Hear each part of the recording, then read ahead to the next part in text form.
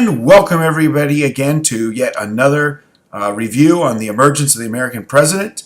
This one is part 3, Progressivism Through the Roaring Twenties. Now we're going to pick it up with one of our favorite presidents ever, Theodore Bully Roosevelt. Now, before we get into this, you might remember that Roosevelt became president originally through a terrible tragedy. William McKinley, President of the United States, elected to a second term in 1900, will visit the World's Fair at Buffalo, New York. While shaking hands with a bunch of greeters, an anarchist standing in line by the name of Leon Czolgosz will shoot him twice in the stomach, killing McKinley a few days later. Theodore Roosevelt, vice president, will become president at the age of 42, making him, in fact, the youngest man to ever be president. But a trivia question here. Who is the youngest man to actually be elected president? Well, that honor will still go to JFK at 44. So that's one of those little cool little trivia things you can throw on people at the next party you have. I know you're going to write all that down real quick because you can't wait to trick your friends with that one. But let's go ahead and get into Roosevelt's administration.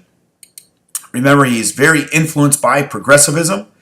He gives a speech and he says that all Americans deserve a square deal. Bully!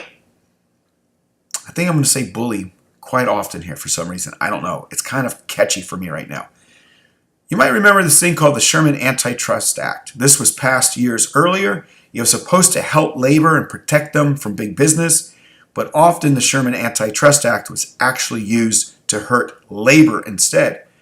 Well, under Roosevelt's presidency, he finally applies it in the correct way. For instance, he goes after J.P. Morgan's Northern Securities and using the Sherman Antitrust Act against them.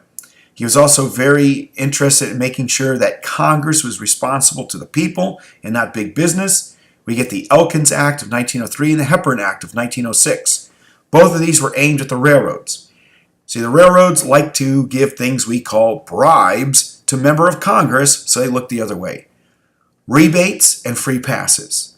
Well, the Elkins Act stopped rebates, and the Hepburn Act eliminated free passes. So no more bribes to Congress. Sorry, Congress, you'll have to pay for that train ride now. In 1902, the West Virginia coal miners went on strike. They wanted better working conditions and, more importantly, a raise in pay. Roosevelt becomes our first president ever then to take the side of labor. This is something that made Roosevelt very much liked and loved by American people. Of course, it kind of helped that the coal miners, kind of smart on their part. They went on strike just a few months before winter. Yeah, the last thing you ever want to have is a coal miner strike when winter's coming. Not a good thing. Roosevelt acted as quickly as he could and got a favorable raise. He didn't get the full raise that they wanted, but he got a favorable raise for the coal miners and some better working conditions. Also, here's an individual who was very well known for hunting, yet he loved parks, he loved America, and he knew that big business was shrinking the size of our forests. So we get the creation of national parks and federal land programs, put aside millions of acres for preservation. There's also an interesting story of Roosevelt one day while reading a book called The Jungle. Got to reading about it, and it's a book that's supposed to make us feel sad for the working conditions of the meatpacking industry. But if you got to read the book, you start to see that, well, people are losing their fingers, their hands, their toes, their arms, almost their entire body into meat grinders. In fact, that's becoming the mystery meat that's in our hot dogs. Kind of salty, I guess. I don't know. He's so disgusted by this that he goes to work. Bully! And he makes sure that we get a Meat Inspection Act and a Pure Food and Drug Act. So every time you bite into a hamburger, America, thank Theodore Roosevelt. Bully! Roosevelt also becomes our first president really to take an active role in foreign policy. His foreign policy, known as the Big Stick Policy, taken from an African proverb that says, speak softly, but always carry a big stick. In his case, his big stick was the U.S. Navy. Under Roosevelt's direction, America helps build the Panama Canal. This was a great thing for the American Navy. It allowed easy access to both oceans without having to go all the way around South America. You might remember this thing called the Monroe Doctrine. Under the Monroe Doctrine, this was a warning to Europe. Europe must stay out of affairs of all of the Western Hemisphere, especially Central America, South America, and the Caribbean. The United States is now the protector of these lands. Under the Roosevelt Corollary, not only do the European powers must stay out, but America can go in anytime it wants and basically bully around the leaders of Central, South America, and the Caribbean. I don't really think it says they're going to bully them around, but that's basically what kind of happens here. Roosevelt has great influence on the men who would follow him. Roosevelt, when he won his second election that's wrong. I shouldn't say that. When Roosevelt won his only election in 1904, he was so happy, so giddy, he declared that was his second term and that he would not seek a third term, something he would come to regret greatly. So in 1908, his hand-picked successor, William Howard Taft, becomes president. Now Taft, kind of like a progressive, a Republican like Roosevelt, much more conservative, but he still did some progressive measures. In fact, Roosevelt is called the trust-busting president. He regulated 44 trusts, but Taft will regulate over 90. He didn't like the big stick policy, so he came up with dollar diplomacy. Make it rain dollars on people around the world, throw money at issues, and people will love you. Not always. In 1912, Roosevelt decided, you know what, I think I want to be president again. I liked being president. So he decided to get the Republican nominee away from Taft. Didn't work out that way for him. The Republicans stuck with Taft. So what does Roosevelt do? Well, Roosevelt being Roosevelt, creates his third party, the Bull Moose Party. Bully! Unfortunately for Roosevelt, he will lose the election of 1912, as will William Howard Taft, to the Democrat Woodrow Wilson and his new freedom. And it's Wilson now who will forever marry the Democratic Party to progressivism, progressive liberalism. In Wilson's inaugural address, he talks about the triple wall of privilege, high tariffs, banks, and monopolies, and that he is going to correct all of these things. And you know what? In that first year, he went to work. The Underwood Tariff lowers the tariffs, October 1913. But probably the most impressive thing is the Federal Reserve Bank Act that we get, December 23rd, 1913. This is an act of Congress that created the Federal Reserve System. Now you might wonder, what is the Federal Reserve System? Well, take out a dollar bill out of your wallet and take a look at it, and you're going to see it doesn't say money. It says Federal Reserve Note. So every time we're using a George Washington, an Abraham Lincoln, an Alexander Hamilton, and Andrew Jackson, and some of you out there probably have some Benjamins, that all comes to us courtesy of the Federal Reserve Bank. Thank you. It's a pretty involved system. There are actually 12 branches. There's a 13th, which is at Washington, D.C. And these things will regulate the economy through what we call monetary policy. And the banking system we have today is what was established here under Woodrow Wilson. He also gets a Clayton Antitrust Act passed. Now, earlier we talked about the Sherman Antitrust. This, much more powerful. Sometimes people say this is the one that has real teeth to go after big business. It went after certain practices of monopolies and made sure that they couldn't do certain things anymore. In fact, this law is still with us today. That's how powerful it is. Now, over here, notice here, I have spoke to Congress. Thomas Jefferson, who really couldn't speak well, if you might remember, spoke with that really southern accent, very thick. I'm just too afraid to talk to people. He stopped talking to Congress. He started writing out his messages and sending them and having someone else read them. Every president from Jefferson all the way to William Howard Taft, this is what they will do. It will be Wilson who will go back to the idea of speaking directly to Congress. And now we always think of the president when he gives the what's called the State of the Union address there before both houses of Congress and the Supreme Court, and now it's televised, speaking to Congress. And it's under Wilson that the power of the presidency grows even more.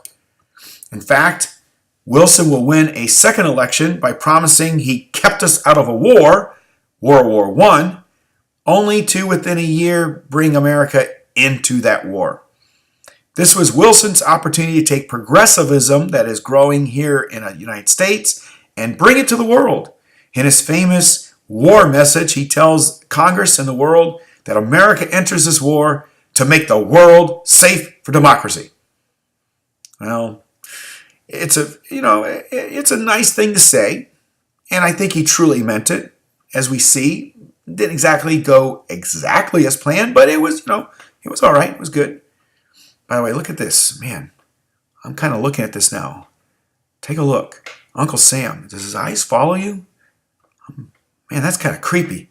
All right, anyways, moving on. So here's a situation where he's got to sell the war. Here's a president, for the first time, has all types of modern technology at his disposal. He has movies he's able to use, new printing techniques so they can print these wonderful posters and newspapers. Really, the telegraph, the telephone, everything out there to get this war message out there and get Americans on the side of what is right. Of course, he also took away some civil liberties. There's a lot of censorship, the Espionage and Sedition Acts. You can't speak out against the government or be anyone that the government thinks that you're just being wrong. Schneck versus the United States. This was a situation where leaders of what is the Socialist Party tried to tell people that the draft is unconstitutional, and they began to go to jail.